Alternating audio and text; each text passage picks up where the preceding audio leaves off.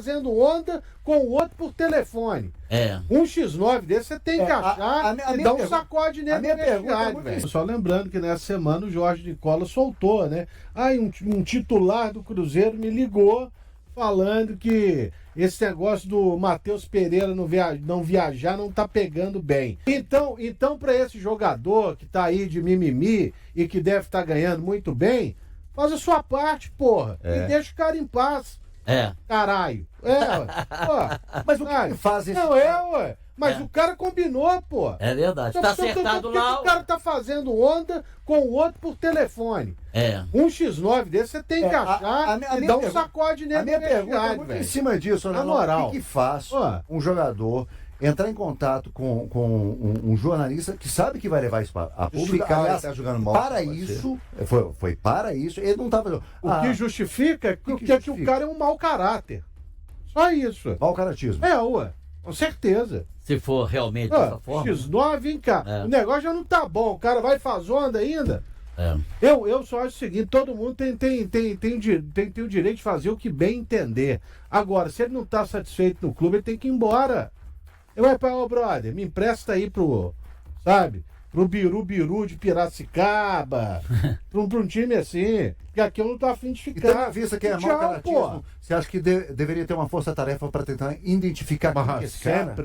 Sempre. Deixa eu começar aqui porque no domingo o Cruzeiro tem algumas marcas para tentar quebrar diante do Internacional, que vem fazendo uma ótima temporada. O Inter não perdeu ainda no ano de 2025. E aí é um desafio para o Cruzeiro.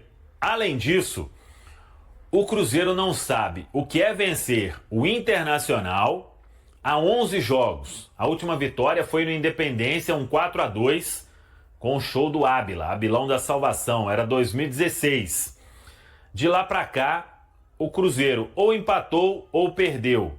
Em 11 jogos, foram 6 derrotas e 5 empates.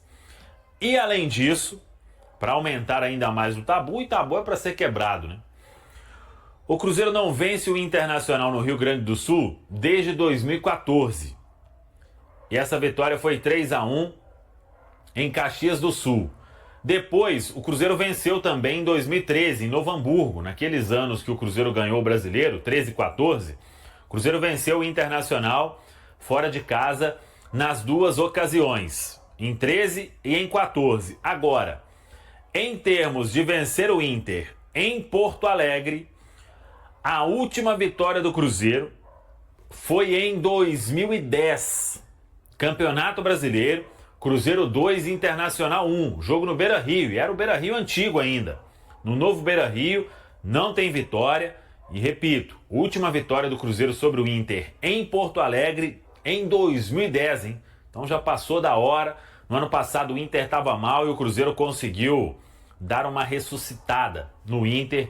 Perdeu por 1-0. Ali começou um momento positivo, né, do técnico Roger Machado, que hoje faz um grande trabalho à frente do Internacional. Vamos lá, que dê tudo certo para a equipe celeste neste compromisso dificílimo diante da equipe do Colorado, diante do Internacional. O Cruzeiro, que vai fechar a preparação neste sábado, tem treinamento à tarde na Toca da Raposa 2, e aí depois o Cruzeiro viaja de voo fretado. E é neste treinamento que o Leonardo Jardim deve comandar ali mais um trabalho tático, por mais que ele venha definindo o time somente na preleção, no dia do jogo, aguardando aí até o último momento para saber qual time ele vai mandar a campo. A expectativa, claro, é por mudança, até porque ele deu uma rodada ali no elenco,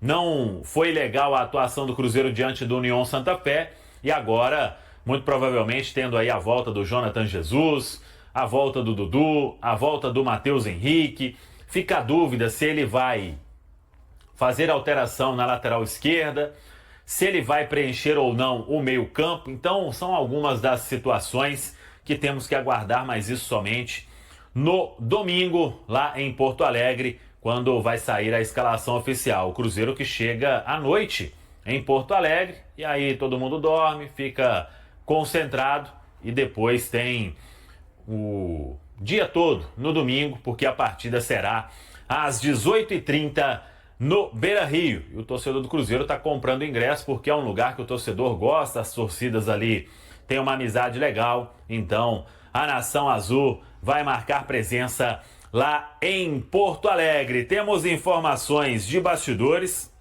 principalmente sobre a questão do Gabigol. A expectativa de todos, ela está para se confirmar, o julgamento já foi finalizado, o Gabigol treina neste sábado, viaja com o Cruzeiro para Porto Alegre e estará à disposição do técnico Leonardo Jardim.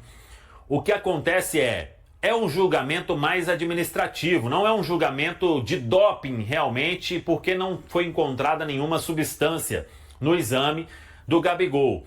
E pelas informações que a gente tem, a Corte Arbitral do Esporte deve dar um parecer favorável ao Gabigol. Claro que o que aconteceu não pode acontecer, mas daí a ter uma punição pesada ficou bem longe disso, né? Tanto que ele conseguiu imediatamente o efeito suspensivo e o Gabigol acompanhou todo o processo. O julgamento finalizado. Agora, a sentença pode sair em até 90 dias. A princípio, o prazo é de 30 dias, depois pode ser de 60 até 90 para um parecer. Enquanto isso, o Gabigol está jogando com o efeito suspensivo e a punição mesmo que ele tinha levado de 2 anos, ela está para acabar agora, neste mês de abril. Então, a expectativa de todos e a confiança muito grande da parte do Gabigol é de que nada além disso vai acontecer e ele vai seguir aí liberado para atuar. O Gabigol que teve todo um acompanhamento jurídico ali, a equipe dele, o Cruzeiro de olho também em toda a história, né? Mas as informações é que na audiência tudo caminha para que o resultado seja favorável ao Gabigol e não tenha nenhum problema além disso. Era o que todo mundo trabalhava e deve ser o que vai acontecer quando a sentença for divulgada. O resultado do julgamento de Gabigol deve ser conhecido em até 3 meses. O atacante do Cruzeiro está autorizado a jogar. Gabriel Barbosa pode ser incluído na lista para o confronto contra o Internacional no domingo pelo Campeonato Brasileiro. O jogador aguarda a decisão da Corte Arbitral do Esporte, CAS, sobre seu recurso contra a punição, que ocorreu devido a uma alegação de tentativa de fraude em exame antidoping, imposta pelo Tribunal de Justiça Desportiva Antidopagem.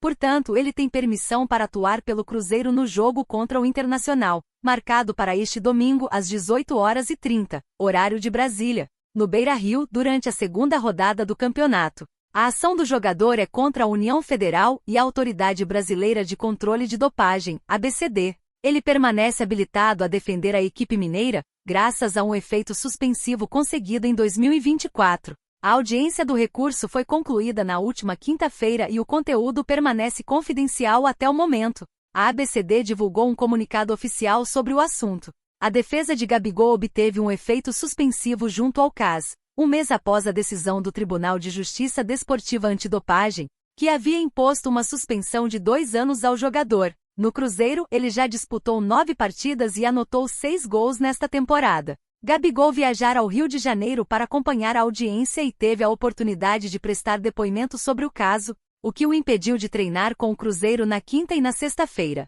O jogador pode participar dos treinos neste sábado na Toca da Raposa e ser convocado para a partida em Porto Alegre. Gabigol apresentou um recurso contra a Autoridade Brasileira de Controle de Dopagem e a União Federal, após ter sido suspenso por 2 anos a partir de abril de 2023, quando coletaram seus exames e ocorreu a suposta tentativa de fraude no CT do Flamengo, iniciando o processo. Relembre o caso ao final da matéria. A decisão de punição foi anunciada em março de 2024. Com o efeito suspensivo, Gabriel Barbosa recebeu autorização para treinar e jogar pelo Flamengo no final de seu contrato. Porém, as partes não chegaram a um consenso para a renovação, e o jogador anunciou sua saída do clube carioca ao final do contrato, juntando-se ao Cruzeiro. Gabigol foi acusado de dificultar a realização do exame antidoping no CT do Flamengo em um teste surpresa, em abril de 2023. Mesmo tendo realizado o exame e testado negativo, a conduta observada pelos oficiais de coleta foi considerada uma fraude ou tentativa de fraude em qualquer parte do processo de controle, levando o atacante a responder pelo artigo 122 do Código Brasileiro Antidopagem. Os responsáveis pela coleta do exame afirmaram que o jogador não se apresentou a eles antes do treino, os ignorou após a atividade e foi almoçar. Além disso, supostamente tratou a equipe com desrespeito, não seguiu os procedimentos indicados, pegou o vaso coletor sem avisar ninguém. Demonstrou irritação ao ser acompanhado até o banheiro pelo oficial responsável e, ao final, entregou o vaso aberto, desconsiderando as orientações recebidas. Gabigol recebeu a primeira notificação sobre a tentativa de fraude em 30 de maio daquele ano. Em seguida, o então vice-geral e jurídico do Flamengo, Rodrigo Dunchey, fez a defesa inicial do jogador. Mais tarde, o clube contratou o advogado Bichara Neto para representar o atacante. O atleta sempre alegou que não tentou fraudar o exame. A audiência sobre o recurso apresentado por Gabriel Almeida, Gabigol, ocorreu entre os dias 3 e 4 de abril na Corte Arbitral do Esporte, CAS. O conteúdo da audiência é sigiloso. Durante os 2 dias de audiência, foram apresentadas provas pelas partes envolvidas, além das considerações finais e as réplicas. A decisão final sobre o caso não é anunciada durante a audiência. De acordo com informações do CAS, a sentença arbitral deve ser divulgada em até 3 meses após a transferência do processo ao painel. E aí, galera? O que acharam? Deixem nos comentários. Não se esqueçam de deixar o like e de se inscreverem no canal e acionar o sininho para receber as notificações. Até mais, Nação Celeste! Vamos pra frente!